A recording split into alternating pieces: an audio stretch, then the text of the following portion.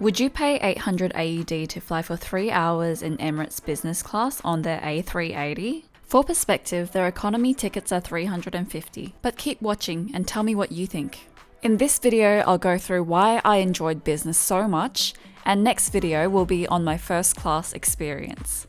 I flew with Emirates from Sydney to Christchurch for the breakfast service on flight number EK412 or QF8766.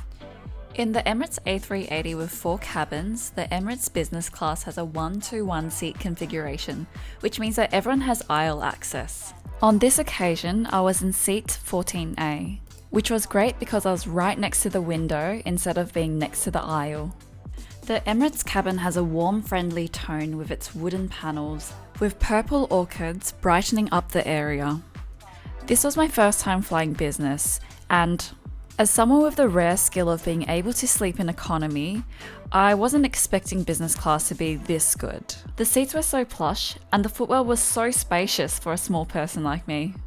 When the attendants came by with juice or champagne, I freaked out a bit and accidentally ordered a juice. And then I immediately got too comfortable. Having the slippers were great because it meant that I didn't have to wear my own shoes to the toilet. I also got an eye mask and a headset as well. Before takeoff, they give you some hot towels to freshen up, but they might have been just a bit too hot. And then I was promptly distracted by the food and drink menu, which were extensive. It's a lot to choose from, so you can also go onto the Emirates website before your flight to consider your options. There's also a minibar, which is secured by a barrier so nothing falls out while the plane is moving. I think one of my favourite things about this seat is that there's so much storage. The side compartments are massive and you get a couple of these along the window side. And the footwell doesn't just contain the footrest but also some shoe storage below as well. And the magazines are conveniently stored out of the way. Directly above the footwell, you also get a big TV screen that comes with a remote and also an iPad for control. The tablet can control everything in your seat, including the seat configs, which means you don't have to lean over or stretch to change anything from your chair. The remote had the added benefit of being able to call anyone else on the plane.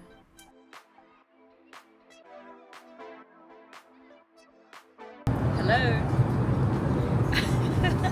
And I also had a lot of fun opening and closing the window blinds, which had 2 layers, one that filtered the light and one that completely blacked out the light. Power points and the USB ports are conveniently grouped together, and the reading light is right next to it, with an extra button for the minibar light. Something that was pretty cool was that the chair offered many configurations, including lie flat, something that looked like zero gravity, and then upright position. It also had a massage feature, which lightly vibrated. But it was my first time in business, so of course I had to lie flat.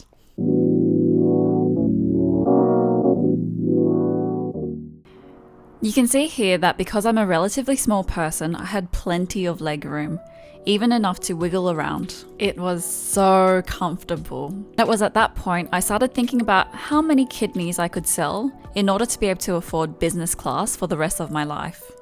Before meal service, attendants give you a snack and a drink, and then they lay out your table. I got the frittata and corn fritters for breakfast, and they also served croissant, fruit salad, yogurt, and came around with tea or coffee. I wasted no time, and I ate while I watched Hunger Games.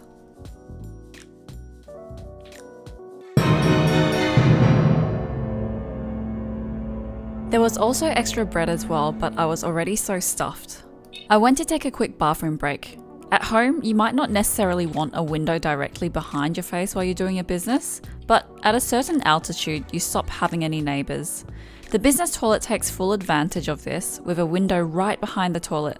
And then I also went to enjoy the bar, even though it was a morning flight. The bar was my absolute favourite thing of the flight. There was a TV there with snacks laid out below it, and the staff here were really fun and friendly, taking some time to do some pretty big pours of the drinks, giving out extra chocolate, even helping us take photos and videos. This was such a fun experience with really great memories. If you enjoyed this video or found it helpful, please give me a thumbs up and subscribe to see my journey in Emirates First Class on the way back to Sydney.